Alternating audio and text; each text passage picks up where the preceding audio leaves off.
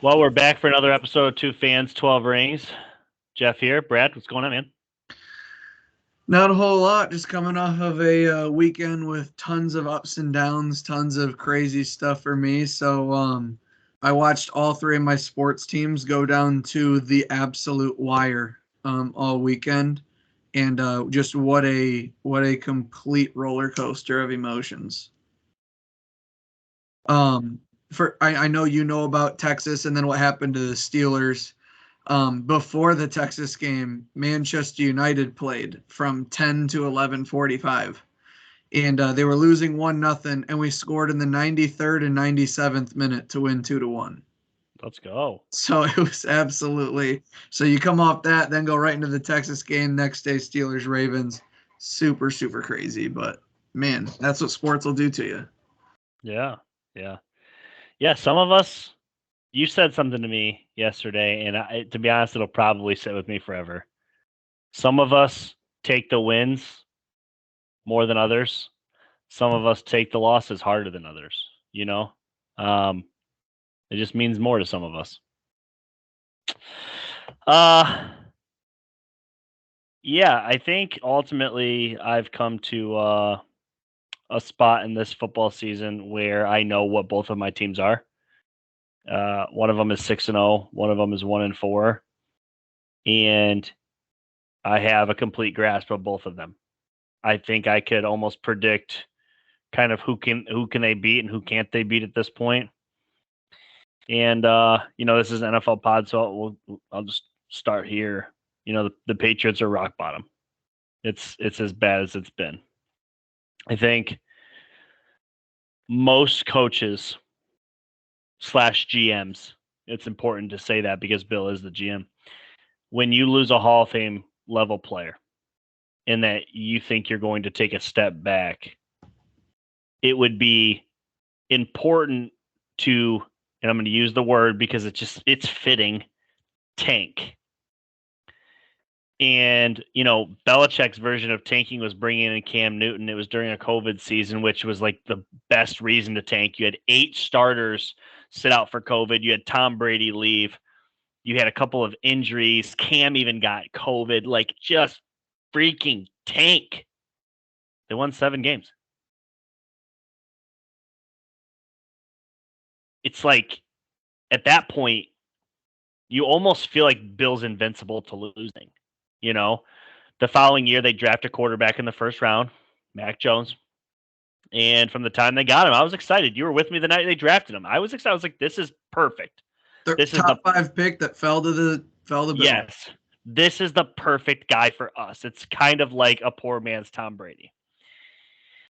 And it just, year one, they go to the playoffs, but it's not really because of Mac. It's a strong run game, a good defense, and Mac's solid. He was a Pro Bowler to his credit.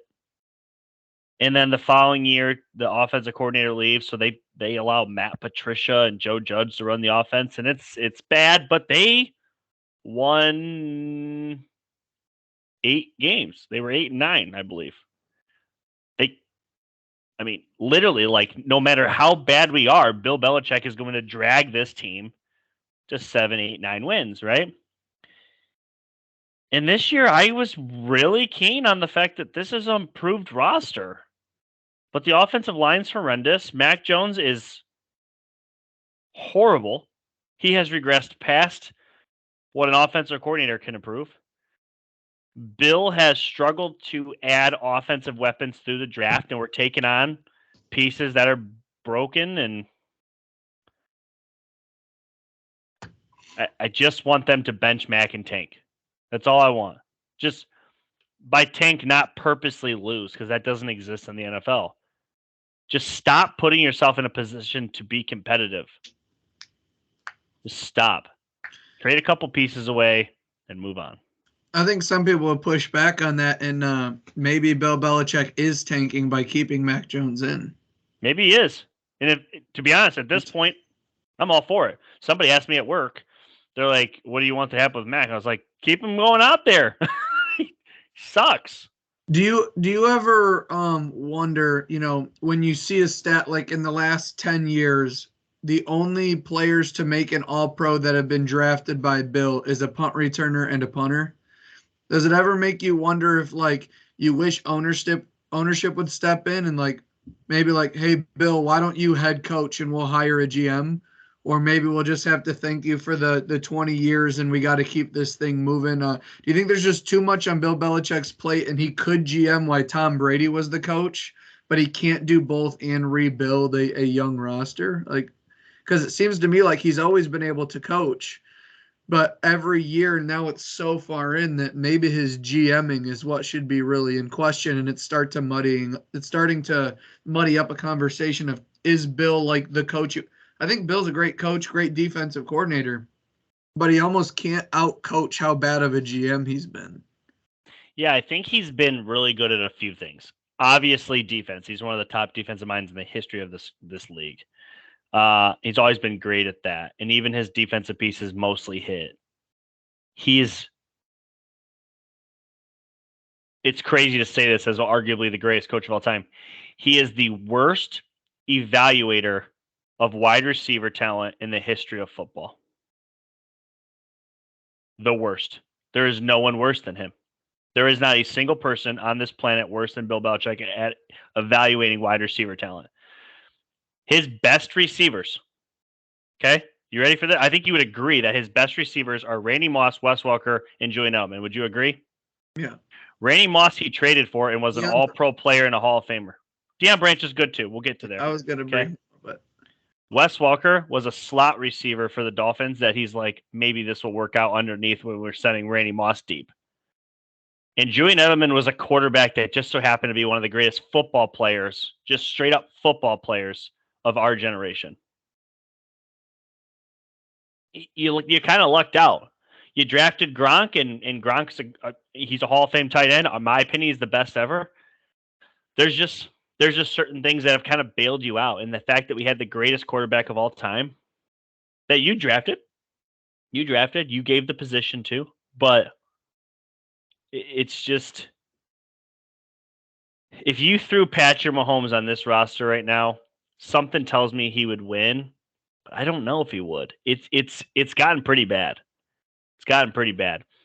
Juju Smith is a absolute zero factor on the roster. Jacoby Myers is over in Las Vegas balling, and they signed for equivalent identical deals. 3 years, $33 million. It's, at the time, if you remember, I liked it. I thought it was an upgrade. I was like, yeah, I think we upgraded. Way downgraded. Yeah, just a sidebar on Juju. I think ever since Antonio Brown when he was a 2, and then Juju, I think him and Chase Claypool both kind of let the fame kind of get to him, and then he started to have the knee injury, and he's really just been a non-factor in the NFL, and it's just crazy to see his downfall. But yeah, the Patriots, I mean, a lot of people like are talking about like how bad the Broncos are, the Panthers, and I haven't won a game. And like you just look at the Patriots being outscored 72-3 over their last 2 games, and their only win is a 5-point win over the Jets where they scored 15 total points. I think I was looking it up on the standings. I'm not trying to rub salt in the wound, but the Patriots have only scored 55 points all season, which the Giants have scored 62. So, yeah, the Patriots are the lowest scoring team so far. Do you think there's any chance to turn this around, or do you think this season is really just – I mean, remember we were talking, if he can get to 7 wins next year, he can go for the Don Shula record or something like, stuff like that. And it's just been absolutely just, like you said, it's just been a train wreck, rock bottom. So do you see any way they can turn it around, any stretch on the schedule where they can have success, or do you think this is inevitably a top 5 pick season? Before the season, I thought we were a night and day better than the Raiders. I don't even know if we can beat the Raiders this weekend. Losing Judon and Gonzalez was also something you couldn't foresee. Maybe Judon, I think, was your best player on the whole roster. Yeah, he is. Christian Gonzalez shaping up to be one of the 3 best. I was going to say, through his 4 games, he was arguably the second best player on the roster. Yeah, I think at the end of the day, here's where I stand. You made a point about something I kind of want to reach back, piggyback, and say something. I want Robert Kraft after the season to look at Bill Belichick and say, for now on, you're just going to coach this roster. I'm going to bring in a GM. You've been fired from being a GM. And if Bill says that's not going to work for me, then let Bill walk. Okay? Second thing. I want really badly for Bill Belichick to have a second run. And it doesn't have to be a Super Bowl run. Couple 10 to 12 win seasons and maybe a playoff win or two to show everybody like there were two guys. It was Belichick and Brady. I want it to be Belichick and Brady. I don't want it to be the Brady era. Like Belichick deserves his flowers. He'll get them regardless, but I just want him to pass Don Shula wearing a cut-up Patriot hoodie. And in my opinion, it's trending towards him being a Charger. And then last thing, we have a once-in-a-lifetime opportunity.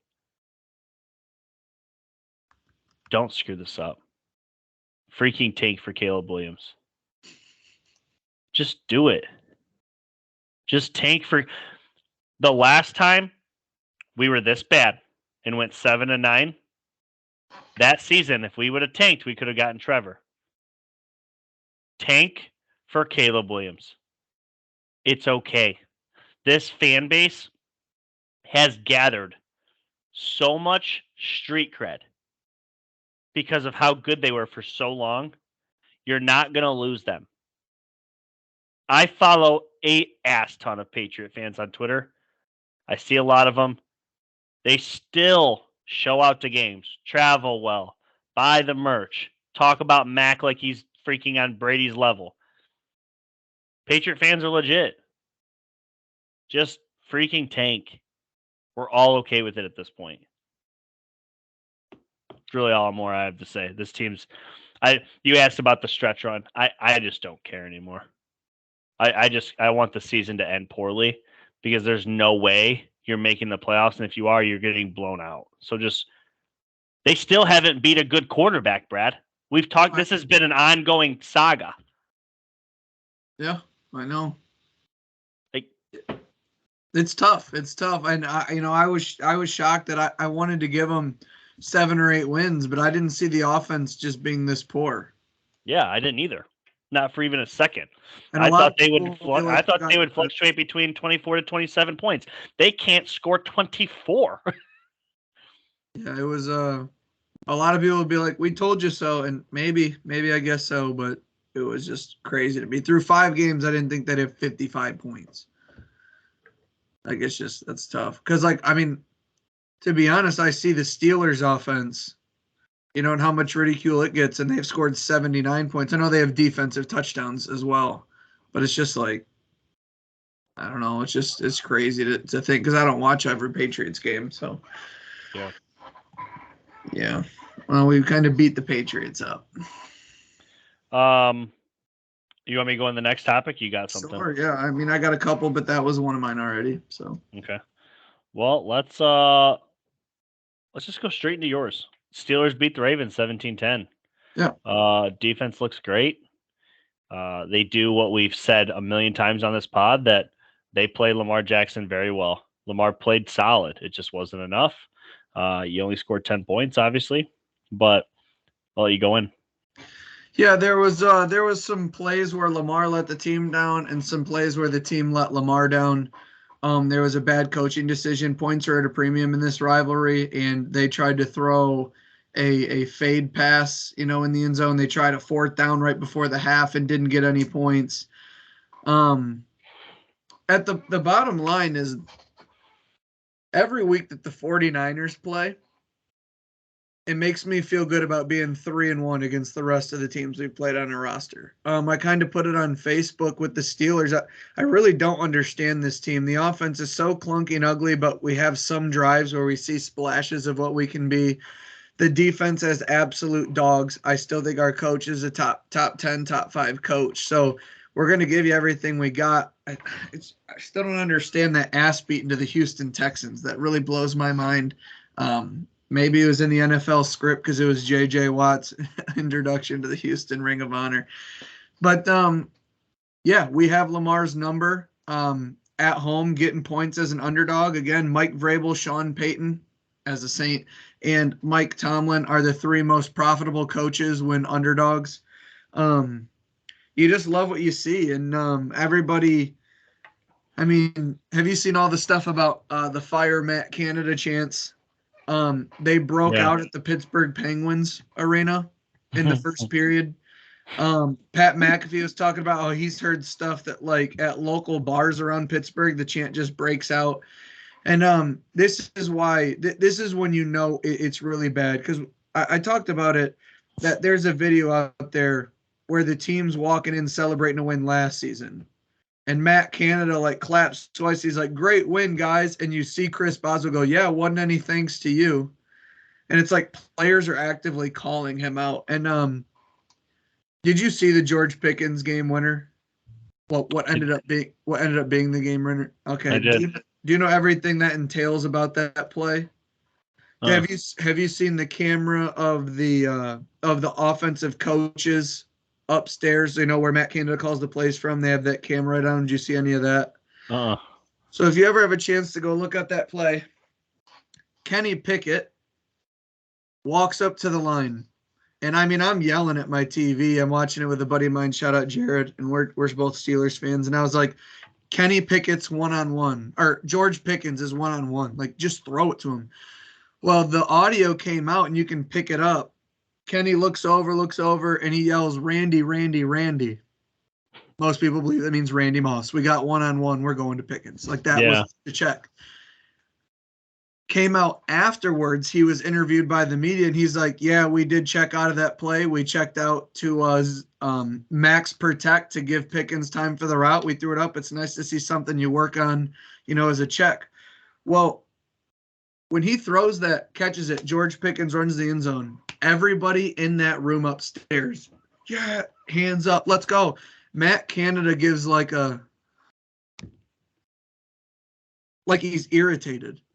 Like he's mad that it wasn't his play call that like did what he was supposed to do. Like Kenny Pickett, your young quarterback, sees coverage, audibles out of it, takes a shot, 41-yard touchdown to beat the Ravens at home, number 1 in the AFC North, and you're irritated that it wasn't your play. That's what it screams. Like you see that, and that's immediately what you think. He can say whatever he wants, and it's like, it's been 3 years and he's never been good at his job one time. And you think about Big Ben, it's now come out. Like it came out in the fourth quarters of games. He would sometimes pretend he couldn't hear Matt Canada and call his own play. Or teammates have come out and said, yeah, Ben would get into the huddle and say, we're not running what Matt's calling.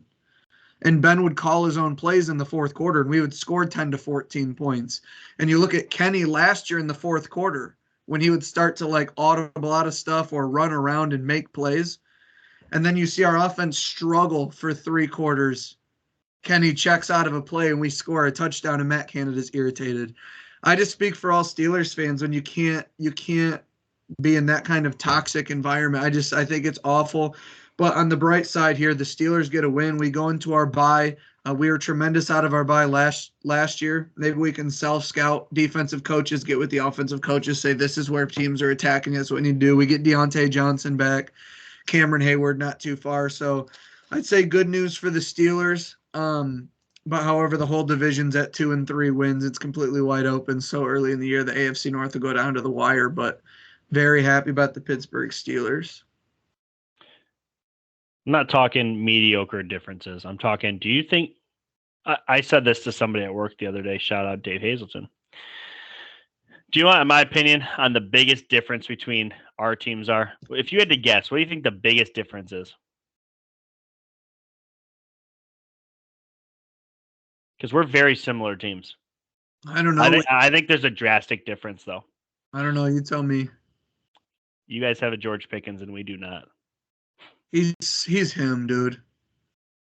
He's so good. And Deontay Johnson's. I mean, I know Deontay Johnson isn't like the highlight guy, but last year through a full season, I know he didn't score touchdowns. Shout out the record books, 89 catches without a touchdown. But I believe he was 4th in the NFL on average yards of separation per route. Like Deontay Johnson gets open, and George Pickens, he's never open.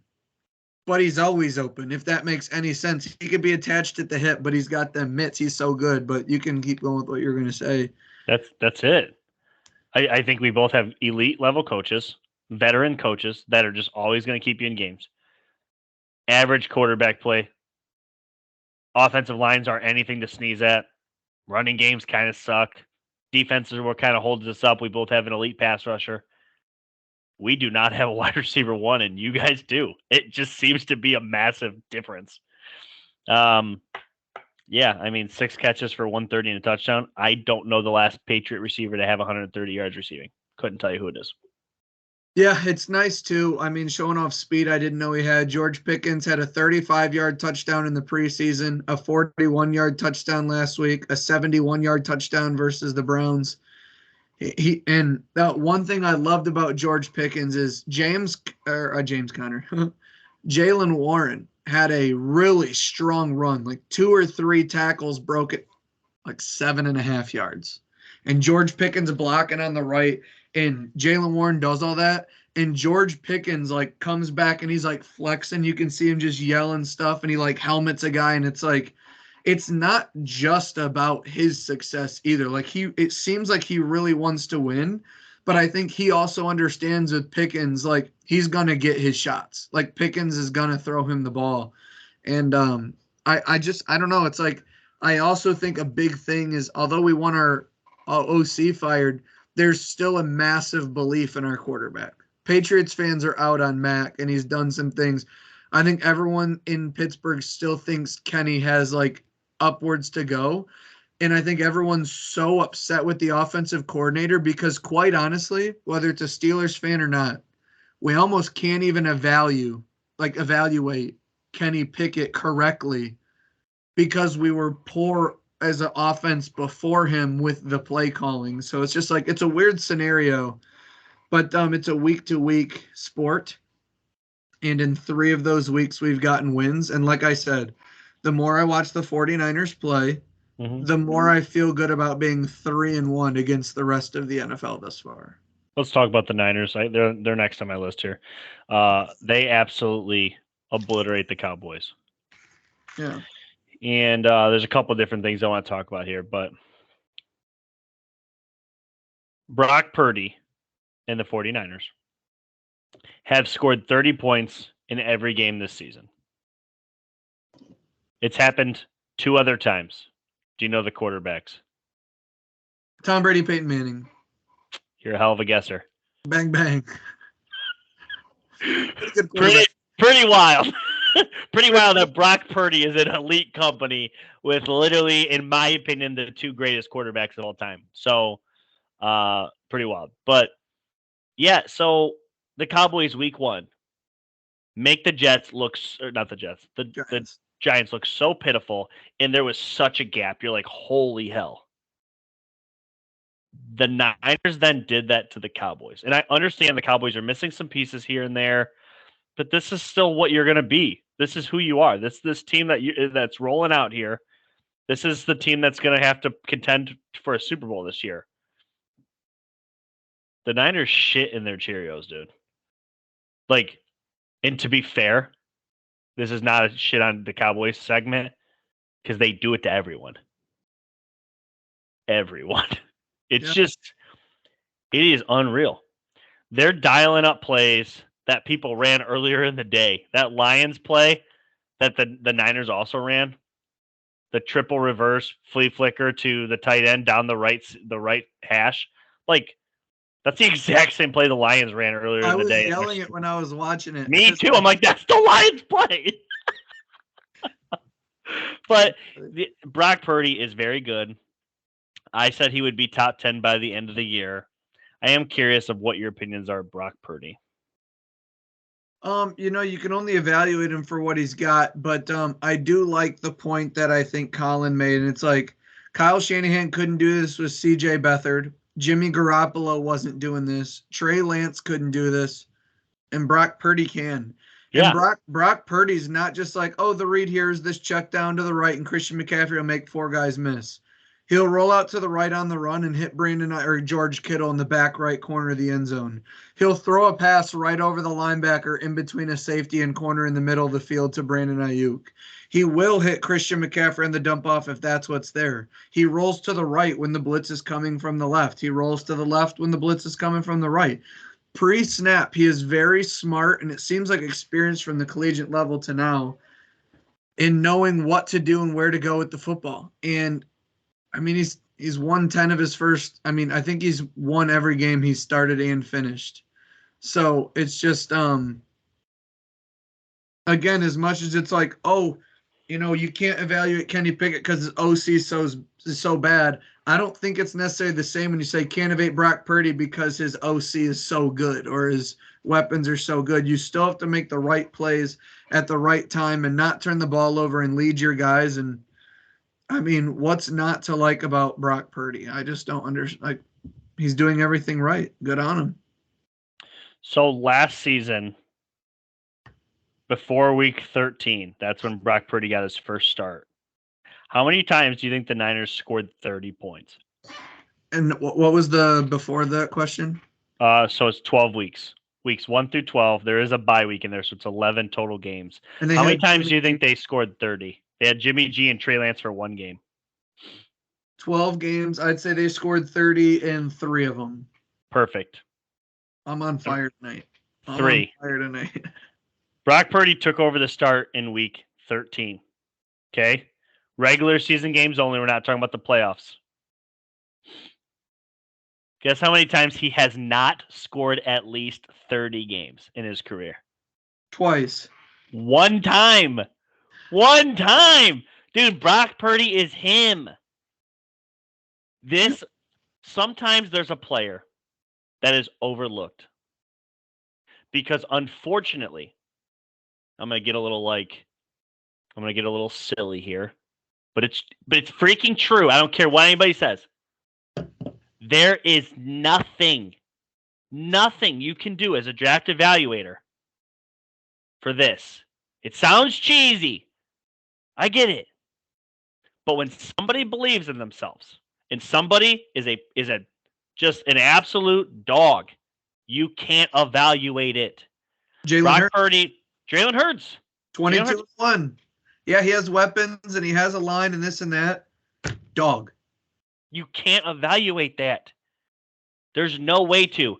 It doesn't matter how many times you measure their fingertips. Doesn't matter how many times you watch them throw a 70-yard out. It doesn't matter how many times you ask them whether or not they would like to have their teammates over for dinner or not. There's nothing you can do. Nothing. That's why Tom Brady was overlooked. That's why Brock Purdy was overlooked. That's why Russell Wilson was overlooked. That's why Jalen Hurts was overlooked. That's why a lot of guys were overlooked.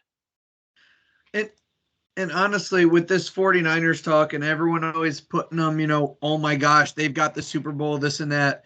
It makes me beg the question, and this kind of bleeds into my first topic that we haven't talked about. And it's just for me personally, why aren't the Eagles viewed like the 49ers? Because they're not humiliating teams. They did last year. They're not this year. Okay, so I just think that the point differential, I guess, but like, that's the biggest thing. Is there ever they're really not humiliating. They're going to lose though? I mean, they've played into overtime game this year. Yeah, they have. They struggled to beat the shitty Patriots. I get that, but at the same time, like if we're talking about how other people like view these teams, I mean, the 49ers beat 3 of their wins. So they've each beaten the Rams. They both played the Rams. The Eagles won by 9, and the 49ers won by 7. It's also a division opponent, but we'll let that go. We'll let it go, though. So is the Commanders against the Eagles. Yeah, that's fair. So, I mean, the 49ers have beaten the Steelers, Giants, and Cardinals. I know they beat the Cowboys, and that was like the huge win, right? But I think maybe we're overvaluing the Cowboys because you then, you can go over here. Let me get to it real quick.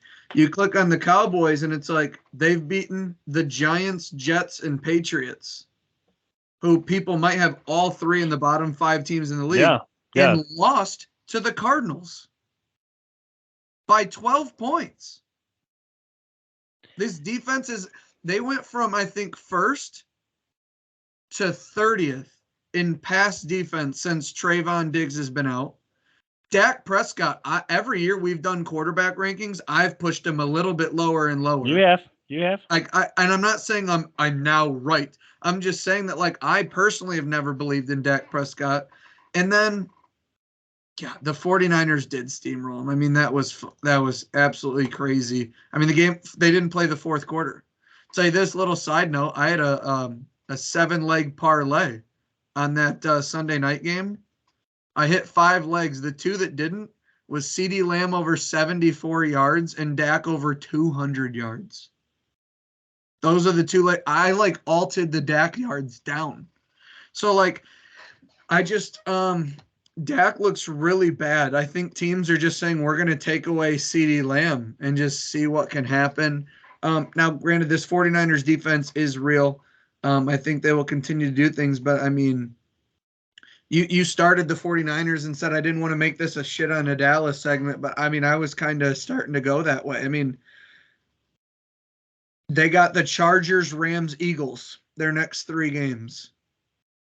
We're gonna find out. We're gonna find out. Because the Eagles are top tier in division, and the other 2 teams are probably wild card teams in the playoffs. One on the NFC, one on the AFC, Rams and Chargers.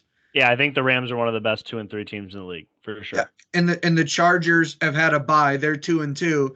Yeah. And I know they have them, so you can't make an excuse. But if it wasn't for their fucking coach, they would have maybe beat the Dolphins week 1. Yeah. So I mean, that's not a team to mess around with either. That's Monday night. Can't wait for that game. But just not getting ahead of ourselves. I mean, the Cowboys have just trounced. 108-13. They beat the Giants, Jets, and Patriots. And then they've lost 70-26 against the Cardinals and 49ers. It's kind of crazy. They're one of 2 teams. Yeah. We haven't seen them play a close game, to be fair. Yeah, and so without Trayvon Diggs to help with Keenan Allen, Austin Eckler coming back, they're off a bye in LA. Might be a home game for the Cowboys. I know they got a lot of fans over there in the LA area, but I mean, what happens? What happens if it's 35-21 Chargers win? What happens? Where do we go with this Cowboys team? I think it's an overreaction. Some people are like, they might miss the playoffs. Settle down, I think. But I don't know. I also look at the mentality a little bit. And Micah Parsons on his podcast, sometimes you got to look at these losses and say thank you. There's a lot to learn. It's a humbling experience. And I just think Nick Bosa, Max Crosby, Myles Garrett, TJ Watt, you think they're saying this loss, we should be saying thank you? I don't think that's just the mentality. It's almost like with the way the fan, it's just going to be all right. We're the Cowboys. We'll figure it out. Will you? Because I don't know how many people believe in Mike McCarthy or Dak Prescott, and now your defense isn't this elite thing without Trayvon Diggs. I worry about the Cowboys. They're in a weird spot. They're in a weird spot is all I'm saying. Yeah, you're right. What happens when Joe Burrow throws 4 tutties against the Cardinals? Well, good thing he didn't. He only threw 3. Jamar Chase gets them all. That's what happens. I asked you that question on the pod last week. Yeah, and I rebutted and I said, look, they could look better. They need that win. Because I then kind of talked about it. I said, remember we talked and I was like, they better hope they get that win. Because if they don't, now it's great that they won by 2 touchdowns. Joe looked tremendously healthy. Defense, 3 sacks, 3 picks. I think the Cardinals are reeling. And again, the Cowboys did this to us. They beat the Cowboys and everyone's like, the Cardinals are better than we thought. They've lost to everyone else. They've lost to everybody else. Yeah. So it's just it's so weird how through 5 weeks we still really aren't sure who some teams are because we've been lied to a couple of weeks. We have. There's a couple of outlier games that are wait a minute here. Yeah, because the Bengals are going to host the Seahawks. I think that's a tremendous game this weekend. It is my game of the week. It's what I'm most looking forward to. Maybe the best 1:00 game. I haven't looked at them all, but they come out of their bye with 49ers Bills. So these next 3 games in 4 weeks, tough stuff. because the Seahawks have two corners who are good, and we'll just see. Going to be Well, good. I do want to say this because we're talking about the Bengals here. I foresee the outcome of the Bengals Seahawks. We'll get to that spread a little bit later. I foresee that outcome having two massive storylines. Bengals win, they are 1000% back, and I think you would even get on board. But if they lose to the Seahawks, everyone's going to say, "Yeah, this is a bad football team. They're done." Because now you have Bills, Niners, Dolphins, I think, Ravens. I mean, there's so many teams still to come. Do you think the Texans are a joke? No. Okay, but they're a good Bengals would be favored, but they're a good team. Yeah, they're competing. Okay. So after 49ers, Bills, they have the Texans, and then their next three are Ravens, Steelers, Jaguars. Yeah, it's very tough. And then they have the Colts, Vikings, and then end at Pittsburgh, at Chiefs, host the Browns. Like, there's no breaks in here, man. That's a number one schedule, and they lost to the Ravens and Ravens and Browns right out of the gate. Like, they're already 0-2 in division, and being 0-2 in division, if they lose to Seattle and the Ravens beat the Titans, Ravens have 4 wins in the division, and it's just the Bengals are in win now mode the rest of the year. Like, they got 1000%. They got to rattle off 7 of their next 9 almost.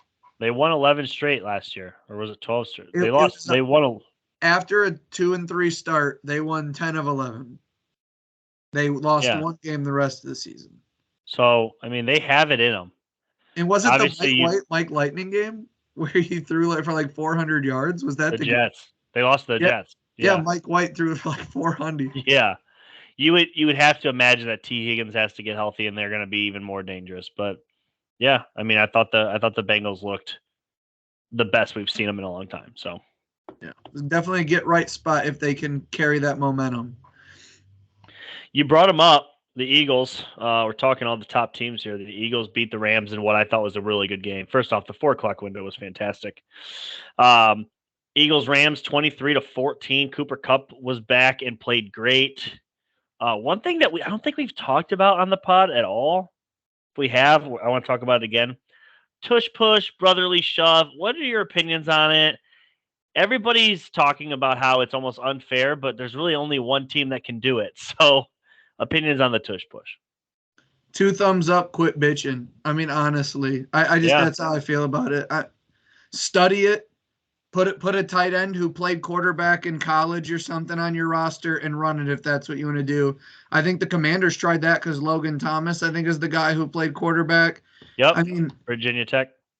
We talk about it. This Eagles O-line has 2 for sure, maybe 3 Hall of Famers on it if Jordan Mailata keeps on track the way he's going. And Jalen Hurts squats 600 pounds. That's a tough recipe to follow. It's like everybody can read a recipe and bake a cake, but if you don't have the best ingredients, it's not going to taste as good. Like, were you watching this game specifically or no? I had them all on, but I was doing a little bit of other stuff too, but I watched most of it. Literally, they ran the tush push, I think, 2 or 3 times. There was one time where they ran it. They didn't get a great jump. It looked like the Rams had kind of maybe got a good stop, and then literally they just moved the entire line. It's just Aaron Donald. They moved Aaron Donald over. It's just insane. Like, I'm all for it. Yeah. And what you just said, I've kind of said a little bit differently. Every single team should have a package where your running back, I don't give a shit who it is, gets under center and you shove him. I'm not a big advocate for throwing out your $250 million quarterback. Jalen Hurts is kind of a unique specimen in that form. I wouldn't put Patrick Mahomes out there doing it. I wouldn't put Joe Burrow out there doing it. Josh Allen, he's probably a unique specimen too. I maybe do it with him. But, I don't know. I think every team should have this in their arsenal. I don't see why more teams aren't doing it. The Lions already foreshadowed something that's coming. I don't know if you saw the. Did you see the direct snap play to David Montgomery? Gorgeous play. Yeah. So one of these times you're going to get geared up for that tush push, and they're going to snap it through his legs to DeAndre Swift, and the right side of the line will kick out instead of go towards the middle. Forget about it. Just wait for that play to start coming up about it. It's just, you shouldn't be allowed to kick 60-plus yard field goals because Justin Tucker's only on the Ravens. Yeah. Yeah. Like it's a good point. Everybody can do the QB sneak. It's just not everybody's hitting at 92%. Yeah, Nick Wright, he's been an advocate that it needs to be outlawed, and his biggest reason he says it's not good football. And I see what he means. His point is, hypothetically speaking, let's say the Eagles completely perfect this and are able to get 3 yards of play. They could literally do it the entire way down the field. Yeah, let's just kick Air Force out of college football.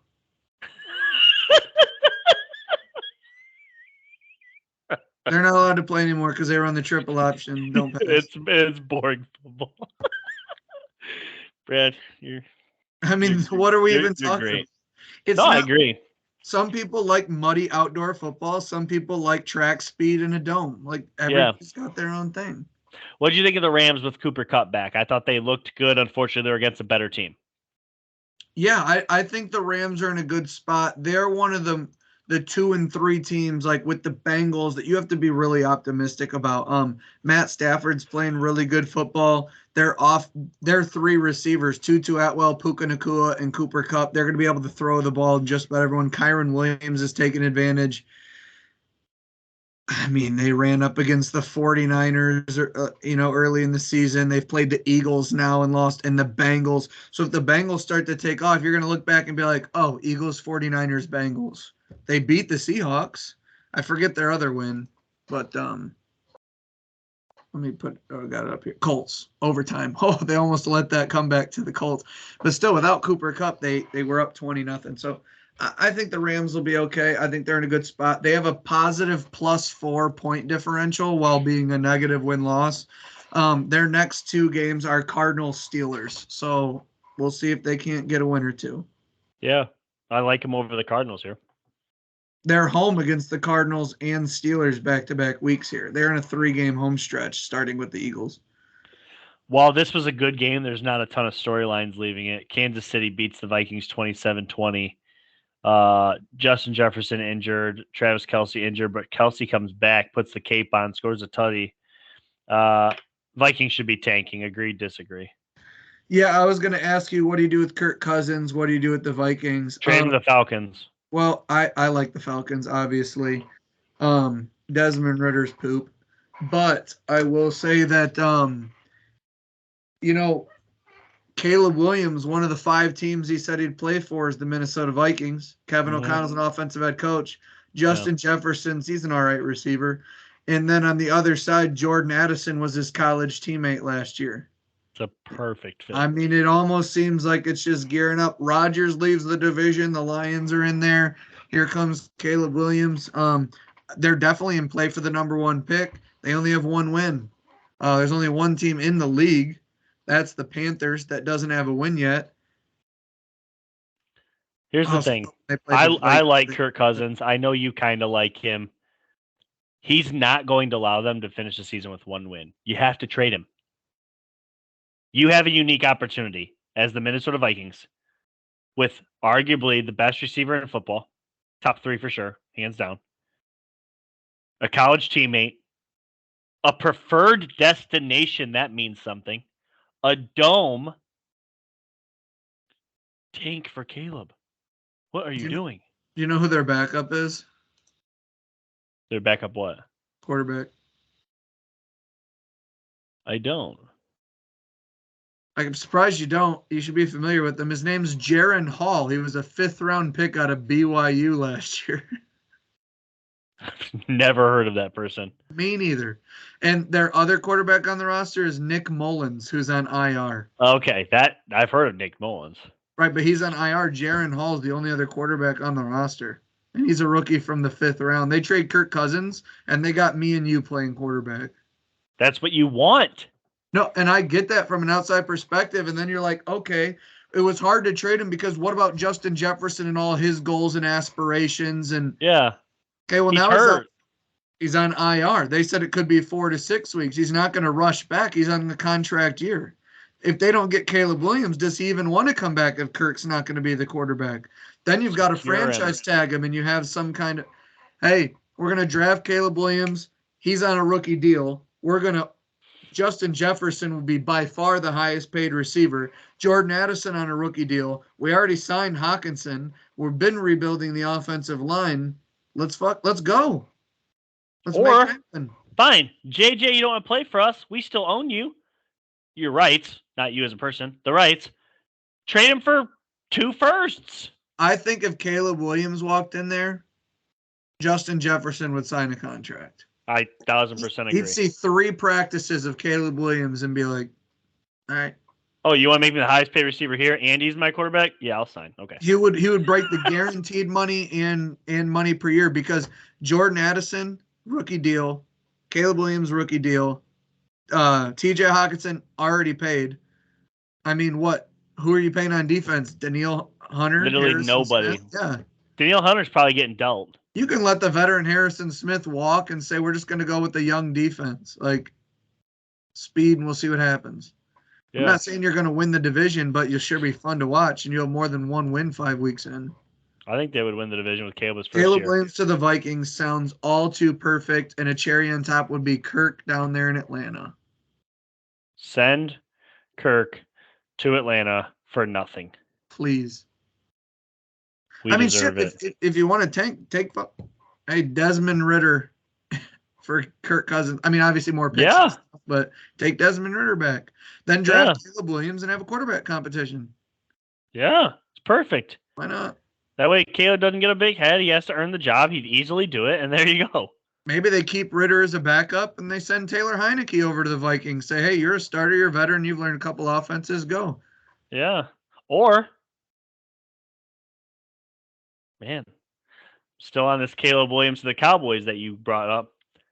Kirk Cousins for Dak, straight up. Vikings get their new franchise. Kirk's on an expiring deal. Later, we'll trade up to get Caleb. That's too much. I know it is. I know it is. 2 franchise quarterbacks get dealt mid-season. Never happening. Last conversation here. I got one too. Oh, go ahead. You know, we wanted to talk about Bill Belichick without Tom Brady a little bit, but Sean Payton without Drew Brees? I'm not ready to go there. Why? Because this team was really bad last year too. They were bad under Sean Payton until they got Drew Brees. The Saints were. I think they got Drew Brees literally the same time. He was arrogant, walked into this Broncos team, and they've allowed Uno Mamunto. They've allowed 181 points. For context, the Patriots have only scored. Yeah. That's Sean Payton's an offensive guy. They've scored 121 points. Maybe because the other team's in fucking prevent. Your only win is against the Bears, and you scored 31. And then you scored garbage time against the Commanders while they were just holding you off, and you scored on a Hail Mary. Like, I've been so mad. I cheer against the Broncos every week. I can't stand Sean Payton. He seems like he's arrogant. He walks around like he's the best. And I was so mad when they beat the Bears. They should be 0-5 right now. They don't deserve Caleb Williams though. So they have to keep winning. Sean Payton deserves every bit of Russ he's going to get. The thing is Russ has been really good. He's been good. He's been really good. Really? Tell you what, pull his numbers up, pull Patrick Mahomes' numbers up. I'll wait. But again, I just said against the Bears, they're in prevent the whole second half. The Commanders, same thing. And then those two defenses alone that he's playing, Commanders and Bears, who all of the Broncos even played. I don't know, but Russell has been very good this season. He really has. The problem is their defense can't stop a nosebleed. Okay, which is the complete utter opposite of what they were last year. He came in to be a defensive mind. So this season, 64%, 200 yards, 2 touchdowns, 0 picks. That's his latest game. Let's start from the beginning. 80% completion, 177, 2 touchdowns, no interceptions. Unfortunately, you were way too conservative. 27 of 34, 177 yards. Yeah, you weren't throwing it. The next They're game, 1-3 against the Raiders, Commanders, Bears, and Jets. They're 1-3 against the Raiders, Commanders, Bears, and Jets. He's got almost 67 completion percentage, 1,200 yards, 11 touchdowns, and only 2 picks. That's good football. Fantasy. That's not a fantasy quarterback, but this is a good quarterback. They're giving up too many points on defense. Okay.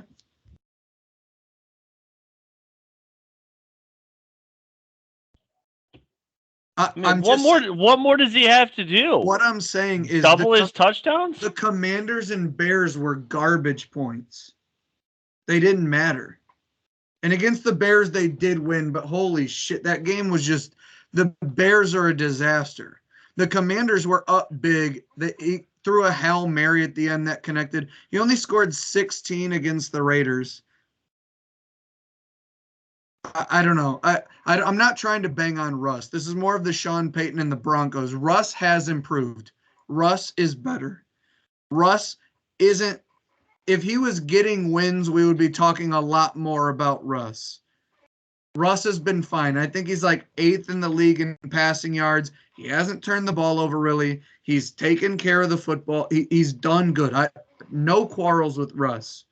I'm just saying this team defensively, yes, and that's also on Sean Payton. Because last year, it was if they scored 20 or more points, they would have won like 11 games. Well, they've scored 20 or more in 4 of their 5 games, and they're 1-4. So real quick, and this is why I'd say it's not Russ. 15 games he played last year. In 15 games, 60% completion, 3,500 yards, 16 touchdowns, 11 picks. Not great, okay? Literally a touchdown a game. In 5 games this year, 66%. So almost 7% increase. Yeah. 1,200 yards, 11 touchdowns already. He's literally over halfway already on that in only 2 picks. He is on pace for almost damn near 40 touchdowns in less than 10 picks. He's on pace. It is not him. 7 touchdowns and 7 picks. They don't run the ball. Their offensive line's trash, and all of a sudden, overnight, their defense is horrifically bad. Yeah, and that's on Sean Payton. It is. I'm not saying Russ is a. We are pro Russ. I'm just saying, like, I don't think Russ is like Patrick Mahomes or Justin Herbert or Josh Allen or Joe Burrow. He's not. But this isn't a Mac Jones situation. No. It's kind of been treated that way. I don't want it to be that way. Can we play Blame Pie? Okay. What are the pieces of the pie? Whatever you want them to be. It's got to add to 100. Okay. 100% Sean Payton. The whole fucking pie, Jeff. It's his team. It's his team. You crack me up. I'm 50% Sean Payton. I am 50% Sean Payton, 25% defense, 20% offensive line / run game, 5% Russ. Sean Payton is an offensive coach, came in and revamped the O-line to make it worse. Gave Russ higher completion percentage for easy throws, hence 24 completions for less than 200 yards week 1. So Russ's numbers are better. I do think he is progressing well. And slaughtered the defense, traded away Randy Gregory. Patrick Surtain looks like he just doesn't want to be there. I mean, Jerry Judy's a bust. Cortland Sutton's a number 3. No, he's a number 2. He's a number 2. Get him on a good team. Like, if Cortland Sutton demanded a trade and the Chiefs grabbed him, like, The most laughable thing is when the Broncos in the offseason were trying to trade Jerry Judy for a first-round pick. And I heard that, I'm like, what? Yeah. But if you look at the Keep Cut Trade app, I'm sure it was probably really even. All right. Raiders beat the Packers. Lions beat the Panthers. Let's take a look at the NFC North playoff picture. Those games weren't anything to really talk about, but I do want to talk about just where those teams stand right now. So NFC North, let's start there. Hang on, I'm pulling it up. Okay. Lions 4-1, Packers 2-3, Vikings 1-4, Bears 1-4. I did not see the Vikings and the Bears being this bad. I thought they would contend to that mid-range team. I thought the Packers would be the worst team in this division. We both thought the Lions would be good. I think you had the Packers win the division. I had the Vikings. We both were high on the Lions, but just not quite there. The Lions are 100% there. Is there another contender, or are the rest of these 3 teams bad? What 3 teams? I'm sorry. Packers, Vikings, Bears. Oh, Jordan Love, that seems like the more tape that they're finally getting on him, the worse he's getting. Maybe he's overwhelmed because Christian Watson's there. He feels like he has to feed too many people. Jury's still out on the Packers. The Bears have shown offensive improvement, but I just think their defense is too bad over the course of a season. Justin Fields has to do too much. And I didn't expect them to be this bad, but I never thought the Vikings were contenders. I predict them 4th in the division, so no, I do not believe in them. The Lions are running away with this division, and some people are going to say, well, the Lions are winning their division because the rest of their division's so bad. And the Lions are really good. The Lions are a really good team. NFC South, you ready for this one? Yeah. Bucks 3-1, Falcons 3-2, Saints 3-2, Panthers 0-5. Panthers are out. We both agree. Bryce Young sucks. Who's winning this division? I feel like it's the Falcons. Weirdly enough, before the season started, I said Falcons. I backpedaled and said Saints. I want to switch back to the Falcons. I really like the Falcons. They have no quarterback play, but honestly, you can kind of mask that. The Buccaneers feel like the most complete team, but I just don't trust Baker to be a playoff team, if that makes much sense. And this Saints team's not very good. They've scored over 21 times against the horrendous Patriots. I think the Bucks might win 12 games. 12? I think they might. I think they're going to be around I think the Bucks win this division. I think they're going to be around 11 or 12 wins. However, the wild card race is going to be crazy because you got the Eagles, Cowboys, so one of them are going to be a wild card spot. Then you got 49ers, Seahawks. You'd assume one of them is going to be a wild card spot. Potentially Rams. And then the what's the division I'm missing? Lions have that locked up, and nobody's a contender. It might just be the Lions. So then you basically have 2 wild card spots available for Saints, Falcons, Bucks. So 2 of those teams, Rams, Seahawks, Cowboys. Like those 5 teams, like I feel like the wild card race is going to be really, really big time. But I look at the Bucks and, they play the Lions this week at home coming off a bye. Keep in mind their only loss is the Eagles. That's going to be a good game. If they win that, you really got to buy into the Bucks. I like the Lions, but then they play the Falcons. I think they're better. Then they have the Bills. Tough game. Texans, Titans, I like the Bucks, 49ers. Then they end the season Colts, Panthers, Falcons, Packers, Jags, Saints, Panthers again. Like, I just think this team, like, I don't see 6 more losses on their schedule. Maybe 4 or 5, but I think this team's going to get to double-digit wins. I can't say I'm that confident because I love the Falcons roster, don't trust their quarterback. And the Saints hadn't scored 20 all year, and then they played or like 24, and then they played the Patriots, and we all know what happened there, the 34-0. But I mean, how many short fields did the Saints get to start with? Yeah. So, I like the Bucs to take this division though. I'm bought in. I had them at 8 wins. Was really mad that I let people talk me into 6, and not only just 8. I think I would go the other way now. I think I would go to 10 wins. Baker's playing really good football. The team believes in him. Mike Evans, Chris Godwin are both playing at a high level, and that front 7 gets after you. Rankings? Sure. I just do you want to go through real quick, quarter of the season gone, what our playoff prediction looked like, just to see what teams are still in it that we had? Yeah. Okay, AFC, just tell me if any of these teams are out or if you would replace any. My 7 teams were Steelers, Chargers, Bills, Jags, Chiefs, Timeout. Restart. Steelers, Chargers, Chargers, Bills, Bills, Jags, Jags, Chiefs, Chiefs, Ravens, Ravens, Dolphins. Dolphins. Perfect. Yours, Bengals, Yep. Which I'm not out yet. Jags, Yep. Dolphins, Yep. Chargers, Yep. Ravens, Yep. Bills, Yep. Chiefs, Who are our difference? Bengals and who? Steelers. Okay.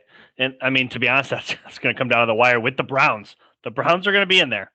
We don't want them to be, but they're going to be in there. They're going to be in there. Okay. NFC. To be fair, the AFC is kind of predictable because of quarterback play. But continue. NFC. Eagles. This is going to be a disaster for me. This is you or me? Me. Okay. Well, I'll go you first. Cowboys. Okay. 49ers. Yep. Saints. Yep. Vikings. Yeah, it's tough. Eagles. Yep. Seahawks, Lions.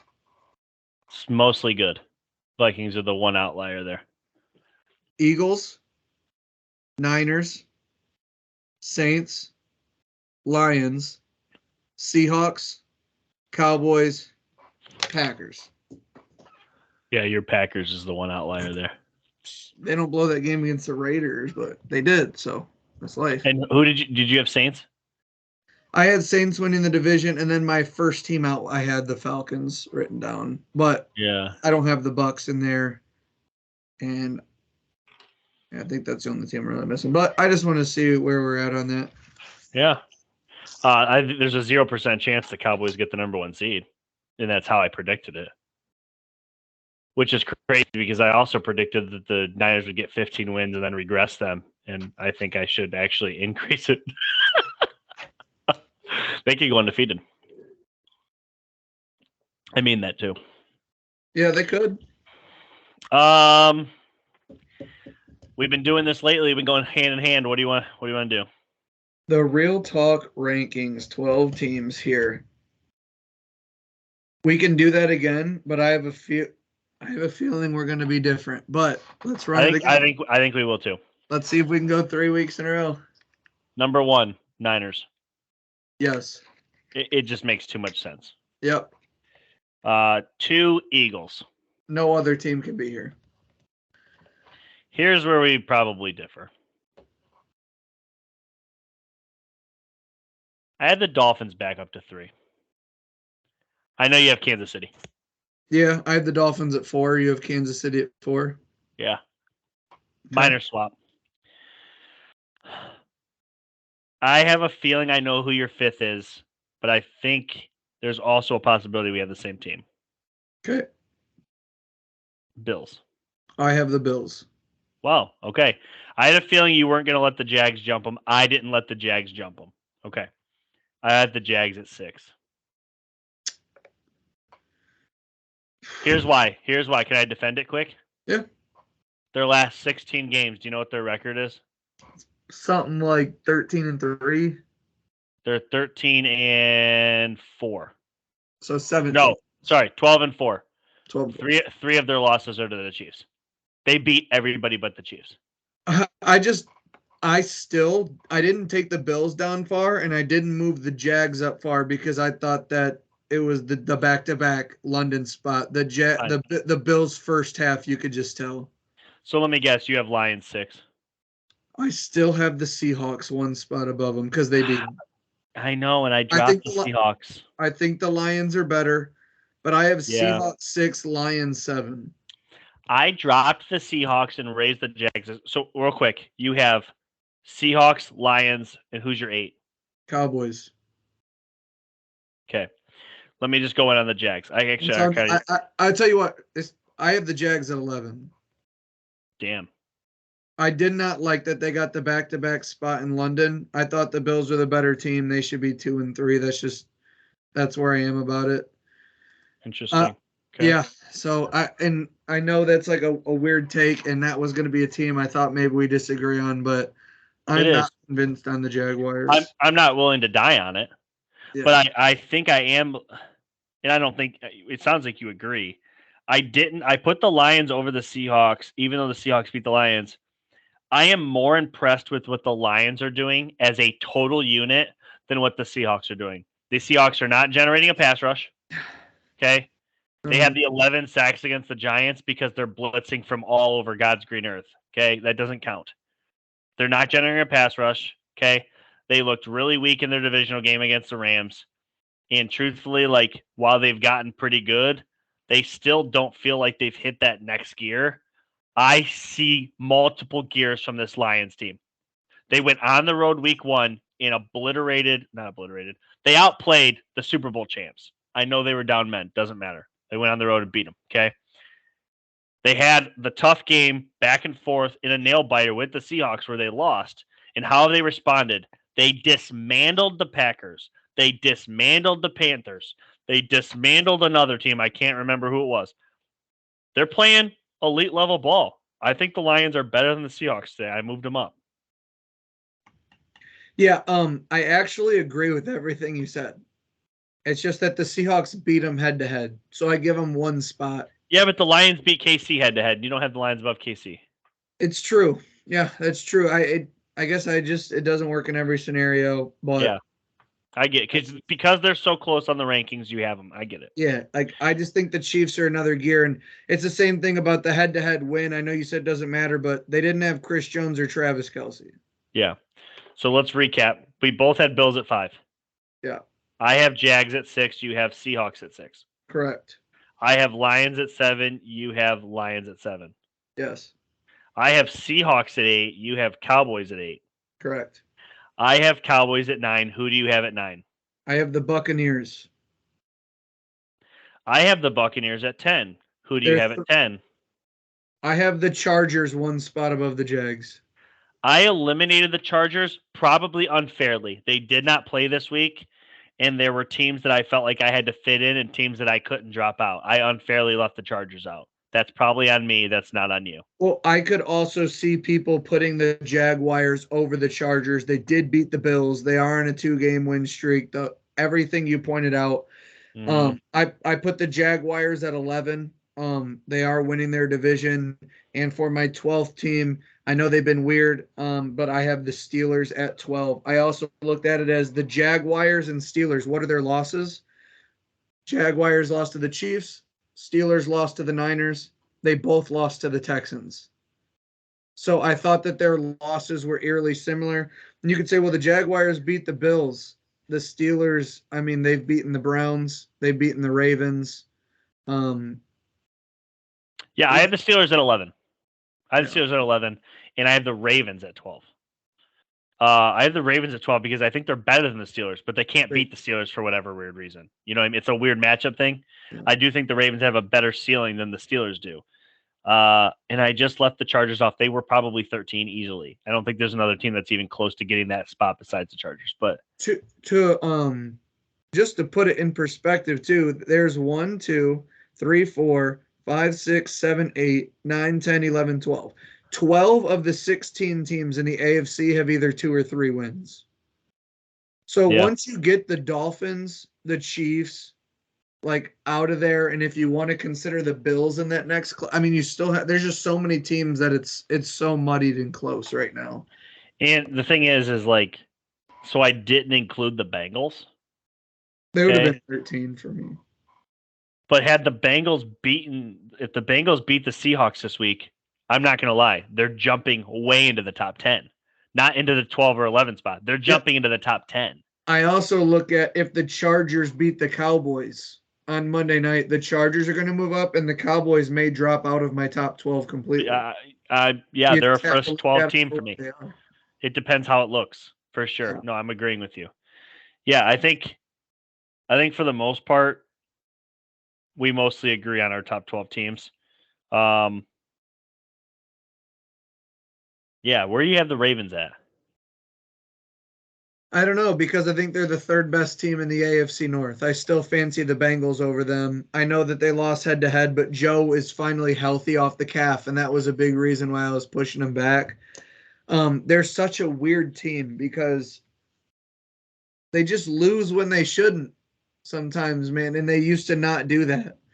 And their defense is not elite like it used to be. So it's all on Lamar. So when they have dropped passes or Lamar gets frustrated, his game seems to drop a little bit. I think with the Steelers and Browns are kind of built to give Lamar trouble. Um, I don't know. They're in the top half of teams. Um, but I I just think the one thing I would say about the Ravens today, I'm pulling it up here just so I get the facts correct. So week 1, they beat the Texans, okay, a team that some people have struggled with. Week 2, they beat the Bengals. Week 3, they lose in overtime to the Colts, who the Colts are like my most improved team. I weird. can't believe how freaking good the Colts are. They're not good enough to be in my top 12, but they are a good team. Shane Steichen. Yes. Then they beat the Browns. Then they lose to Pittsburgh late. Like they controlled like 95% of that game. They've been in every single game they're in. They've lost by no more than a touchdown. They've always struggled with Tennessee. If Tennessee beats them this weekend, That's then actually a rivalry game. I know it is a weird rivalry game, and it's 9:30, so everybody in the world can watch it by itself. Uh, yeah. By the way, I love London games. Can I just say I just love waking up, watching TV from 9:30 till. I watched football last Sunday. I watched the London game. I watched only the Patriots at 1 o'clock. Yeah, shame on me. I watched all 4 o'clock windows. I was sifting through all of those games, and then I'll watch the Sunday nighter. Football's so great. It's beautiful, dude. Also, they did 6 games at the 1 o'clock window to have 4 at the 4 o'clock window instead of 3, which is really nice. Just on the Ravens, they play in London. Do you know who they play when they come back? Detroit. That's a great game because they host them too.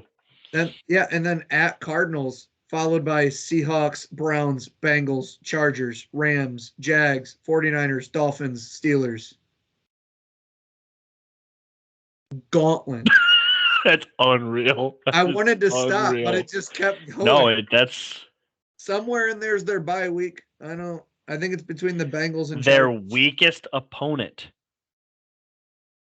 is the Cardinals on the road. And then the second weakest opponent is Tennessee. Rams. Oh, okay. I didn't say yeah. But even Tennessee's not a cakewalk. Listen. Good luck, Ravens. It's tough. It's tough. Yeah, it's not tough being 2-0 in the division. 3-1 against the AFC, sitting atop your division going into a bye week. Yeah. 2020, TJ Watt led the league in sacks. 2021, TJ Watt led the league in sacks. 2023 is leading the league in sacks. He's a god, dude. Yeah, no, he's great. Great Yeah, player. just keep making him a 94 on Madden EA. I mean, oh gosh, EA is just in our pocketbooks and they know it. So they just know we'll keep buying the game even though if they put out trash. Steelers point differential is minus 31, but keep going. I'm saying, are we ready for spreads? Yeah, I got them up. Unless you want to go through them, or don't matter. No, go ahead. I just got DraftKings up. I know you use FanDuel, right? Okay, yeah. So Thursday night, Chiefs host the Broncos. Chiefs minus 10.5.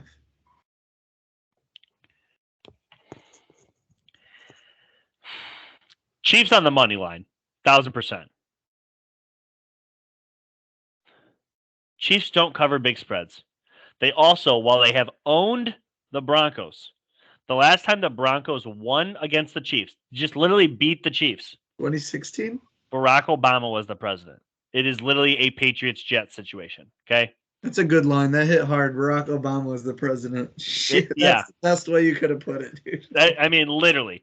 Also, But kudos earlier when you said shit in their Cheerios. That was another good line. That's one of the things I say. You've They been shit on in it. their juice. But 10.5's a lot. They've played them really close. I would probably take the points here. Yeah, new head coach is doing really well. Their defense should give Kansas City problems. No way they cover Kansas City on the spread all day. Broncos are ass.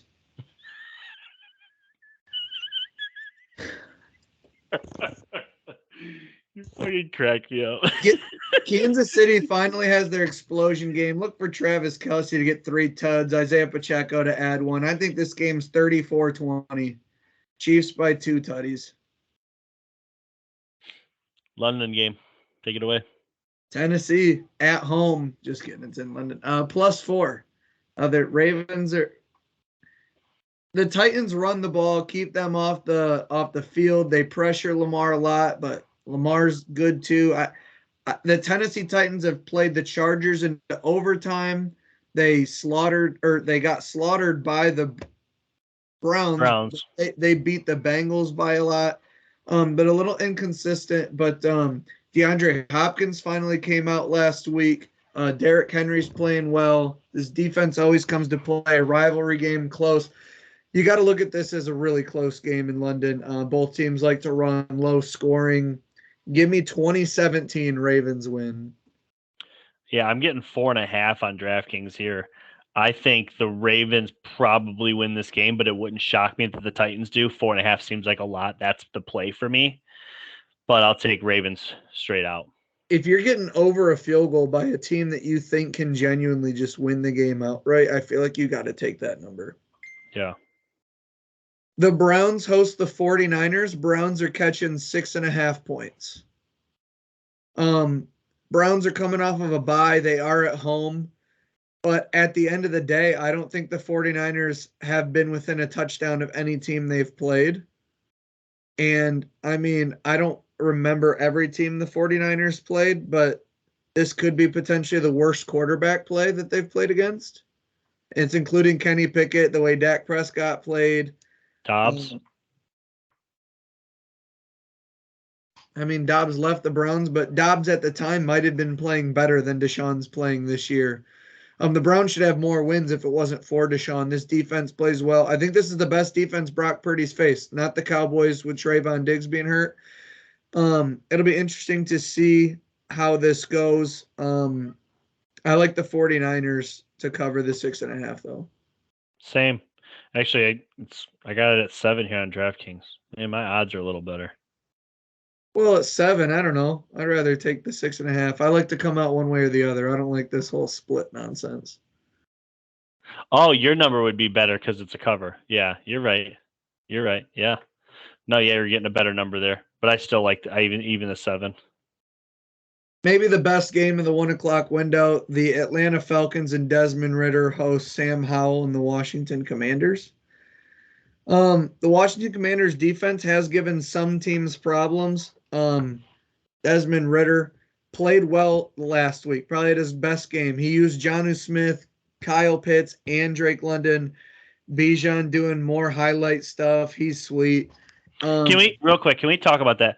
So Bijan, if you guys have not seen it, Bijan is kind of like split out just to the right of the quarterback. He does kind of like a curl in route towards the goal. Desmond throws him a horrible pass like behind his back. It's kind of like a pitch pass, whatever. It's behind him. He never looks at the ball. He sticks his left hand behind his back, grabs the ball with one hand, brings it in, never once attempts to grab the ball with his second hand and cradle it. He holds it down, jukes a dude out mid-move, and pinches it to his hip. While he's doing all that and getting a better grip on the ball, he hits this like hezzy crossover, as he brings it out from behind him, puts it into his right hand, just holds it out in front of the end zone, hops in. Not fair. He's a magician. Not fair. But I really like the Falcons here. Two bad quarterbacks, in my opinion. Some people like Howell. I don't. Okay. Two bad quarterbacks. Who's got the better offense? I like the Falcons. They run the ball better. It seems like they're going to be able to control the clock. Washington's D line, yeah, it's solid, but I'll take the Falcons by 3. Yeah, I like them to cover too. I like the Falcons defense, and I think it's been 3 calendar years since Desmond Ridder has lost a home game. I think in high school and college, undefeated at home, and I think he's 3-0 currently in Atlanta. His 2 losses have been on the road, and if it comes down to a field goal tie game, Young Hoku has been on fire, including a game winner last week. Biggest spread of the day, I'd imagine. I haven't looked at all of them, but the Dolphins are favored by 13.5 points against the Carolina Panthers. Easy cover. Agree. I have the Dolphins covering that. They blow out bad teams. They're at home. Carolina fits that narrative of a bad team. Maybe they get a little bit of points here and there, but the Lions just beat them by 14, and the Dolphins team has been steamrolling. Devon Achane goes to the IR. Jeff Wilson Jr. comes off. They still have Raheem Mostert, Jalen Waddle, their star receiver Chase Claypool, and Tyreek Hill. So I think they'll be just fine. They may be able to cover the 14 points in each half. That's kind of where this game is kind of shaping up to be. This could be another blowout. This could be a 49-14 style game. Totally agree. They're also playing against the record books. You know, they kind of want that. It's not their primary goal, but I think they kind of want to set that. Not the points. Obviously, they kick the field goal, but yardage, totals, points per game. Yeah. We have a massive game in the NFC North. The Chicago Bears host the Minnesota Vikings as 2 1-4 teams clash. Bears are catching points at home, plus 2.5. No Justin Jefferson. What say you? I like the Bears plus the points. I like them outright here. I think the Vikings are dead. The Bears played their best game of the year last year. I think there's some momentum. Not last year, last week. I think there's some momentum there. At home, they don't have to guard Justin Jefferson. Give me the Bears plus the points. But I like them as a straight-up dog. I don't even know why I think both teams are scoring over 28 points. Like, I think both teams are scoring over 28 points, so I like the team that's getting points. I like the team that's at home. Seriously, look for like 37-31 in this game. I just think both these offenses are going to score. I know Justin Jefferson's out, but they have KJ Osborne, they have Jordan Addison, they have TJ Hawkinson. But neither team's got good defense. I like the Bears as well. Sprinkle some on that money line. Jaguars come back from London as they host Gardner Minshew and the Indianapolis Colts. Jags minus 4.5.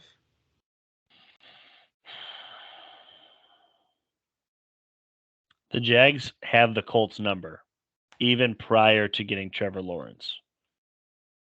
This is a stay away game if I've ever seen one. But if I had to take it, I like the Colts plus 4. Gardner Minshew revenge game. I like the plus 4. Gardner Minshew's not a bad quarterback. He's not elite. He's not a world beater, but he's good. Yeah. They've got enough weapons. Zach Moss ran like hell last week. They've got Jonathan Taylor back for a second week. They'll run the ball. This front 7 gets after it, and the Jags have had some injuries on that offensive line. But whether it's Zay Jones, ETN, Christian Kirk, Calvin Ridley, this team does perform. I don't know if they'll convert as many 3rd and longs as they did against the Bills if they find themselves in those situations. But I do think this game's close in division. I think the Colts still have a chance to win it. I'll take the Jags to win 21-20. Texans, basically a pick 'em. Texans host the Saints. Texans plus 1.5. Yeah, I don't have a great feel in this game. The Texans have played good enough that I would just straight up stay away from this. But them getting points at home feels like the play. I like the I Saints. do you? Yeah, I think this veteran defense is going to play him pretty well. Derek Carr, a veteran quarterback. Alvin Kamara's a weapon. I don't think the Texans have really seen anything like him. Michael Thomas playing good. Chris Olave. I think the New Orleans Saints found a little bit of something on offense with the amount of reps they got last week. I know it's a back-to-back road spot, but I like the New Orleans Saints. It's basically a pick 'em. I like them to win. I'm not going to give a score prediction for this one, but I like them to win. And I don't ever pick teams to really just win by one. I know I did last game in Colts Jags, but it is a dangerous spot though. Out of conference road spot for the Yeah. Saints. Those can get tricky. Here it is. Bengals -3 hosting the Seahawks. Bengals at home. I have not seen enough, but I don't like the Seahawks coming to Cincinnati, coming east for a 1 o'clock game. This is a completely stay away and watch what happens. But the play feels like Seattle +3.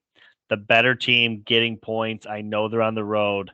They have the way to stop the Bengals. They have two corners. They have safety play.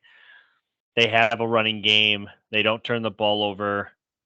It feels like Seahawks 27-21. Yeah, the Seahawks have a better rushing attack. The Seahawks have three healthy receivers. The Bengals secondary is not that good, I don't think.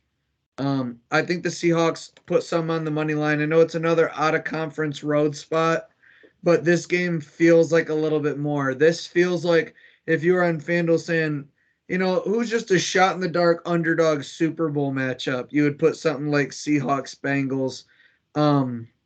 I like them to catch the points here. I think the Seahawks would be a great team to put in a teaser, tease them up 6 or something. I don't think this is a double digit game. So, Seahawks +3. 4 o'clock window. Everybody will have their eyes on this one. Raiders host the Patriots. Raiders -3. This is an absolute stay away game. But I believe the side is New England. I do believe that the side would be to take New England +3. I've seen nothing from the Raiders that tells me they're going to blow out the Patriots. I've seen nothing from the Patriots that tell me they're going to beat the Raiders. But if I'm getting 3 points from Belichick, it feels like the play. And probably the biggest reason why, Jimmy G against Bill. the quarterbacks that we've beaten, they're not good. Jimmy feels like he could fall into this category. Yeah, Jimmy G does lead the league in interceptions. But for some reason, I just think this Patriots team on the inside, the players are starting to give up. I just don't like what I've seen from the organization. They don't have, I don't think they'll have really an answer for Devontae Adams. They still are committed to running the football. I'll take Raiders -3, but I am not betting this game. I mean, this is just, I don't want to watch it, and I don't want to put money on it to have to watch it. Followed up by the rest of the 4 o'clock window, though. The Lions at the Buccaneers. Buccaneers off of a bye. Bucks at home +3. Totally feels like the play. This is a really good Bucks team and a really good Lions team. Quarterback advantage goes to the Lions, but it's not enough to swallow the points. I like the Bucks +3 at home. Yeah, home dog plus the points. Lions have a great O line, but they'll be met by one of the better front sevens. They'll play all year. Vita Vea up front, stall the running game. Jahmyr Gibbs and Amon-Ra St. Brown both coming off injuries, even if they do play. I think we've seen enough from Sam Laporta that teams will start trying to take him away. Bucks off of a bye at home plus points. I like the Bucks. Yeah, same. Rams at home -7 versus the Arizona Cardinals. The Rams haven't really been blowing many teams out. Cardinals have played everyone close. 7 feels like too much. Love the Rams in a W here, but not by 7. The Cardinals are losing confidence week by week after that Cowboys win. James Conner, who's been kind of the soul of their offense, knee injury, left last game. They just lost by 14 to the Bengals in an elite pass attack with just one receiver. Now they're going to have to face Puka Nacua, Cooper Kupp, Tutu Atwell, Tyler Higbee. I don't think they have enough answers. I think every quarter the Rams will grow this lead. 31-17. You're going to have Josh Dobbs with Aaron Donald in his face all day. I think the Rams get a big win. Again, we've talked about the Rams losses coming to some good teams, 49ers, Eagles, Bengals. This is a different story in an absolute coaching mismatch. Sean McVay takes care of business. I like the Rams -7. If you could tease that one down to a pick 'em, I think it would be really smart. Eagles at the New York Jets. Jets +7. This feels like a wild upset to me. This feels like the Jets could upset the Eagles. I love the Jets plus the points, and I actually love them to end the money line. I know. Jets have a great defense. It could really slow up the Eagles. Zach Wilson's played pretty good ball these last 2 weeks. The momentum's starting to catch. Jets in an upset. DJ Reed is injured on one side as a corner. Sauce Gardner is a little bit banged up last week. The offensive line is suspect for the Jets, and Elijah Vera Tucker tore his Achilles against the Broncos, and he is out. That D line against Zach Wilson is the end of the game right there before it starts. Also, I just think the Eagles overpower them. 7 is a lot of points, but I think Eagles by 10 plus here. We couldn't disagree more. Even if the Eagles can only get to 27, I don't see any way that the Jets get to 20. So it depends on how many points you think the Eagles can score. Give me Eagles to win 30-17. Eagles cover the 7 on the road. I think this is just a total team mismatch. Yeah, I think they could sack Zach this is the Wilson upset of the week. I think this is the upset of the week. Well, that's why they play the games. It could be. You could be right. We'll see. Then we have a great Sunday night game where the Buffalo Bills host the New York Giants. And excuse me, not the biggest spread of the week for the Dolphins over the Panthers, as the Bills are -14 against the Giants. Yeah, so DraftKings doesn't allow you to bet the Bills on the spread. Spread or money line? It'll allow you to bet the money line. It will not let you bet -14. What's the money line for you? -900. That's what it is over here. But yeah, the spread's -14. Yeah. Yeah, I think the Bills cover. Bounce back game, huge. They either win huge or they lose. They're winning huge. I think if Saquon's back, Tyrod Taylor's better than people give him credit for. I think he might even be better than Daniel Jones. Just because the Bills lost Tre'Davious White and now Matt Milano, and they had so many injuries in the front 7, coming back from London, maybe a little bit of fatigue. Not that I have the Bills winning in question, but just the Giants to maybe be able to run the football with Saquon, get a few completions, drag the game out, and lose, I don't know, 24-13. Game's never really in question, but not high scoring, kind of an ugly game. Giants cover. If no Saquon, the Buffalo Bills offense is just too much. Gabe Davis, Josh Allen, Stephon Diggs, Dalton Kincaid, Dawson Knox, James Cook's been playing good. I just think this offense is going to get going.